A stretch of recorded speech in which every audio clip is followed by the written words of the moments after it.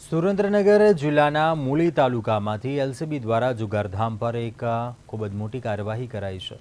મૂળીના ટીકડાણા સીમ વિસ્તારમાં ધમધમતા high profile જુગારધામ પર પોલીસે અચાનક રેડ પાડી હતી।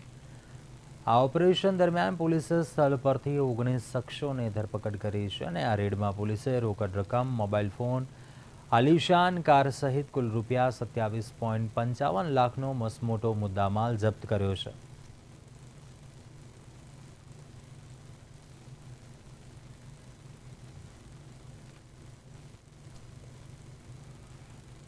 જ્યારે તપાસ દરમિયાન ચોંકાવનારો ખુલાસો થયો છે। અહીં જુગાર રમવા આવતા ખેલીઓ માટે દારૂની મહેફિલ સુધીની સુવિધા પણ રાખવામાં આવતી હતી।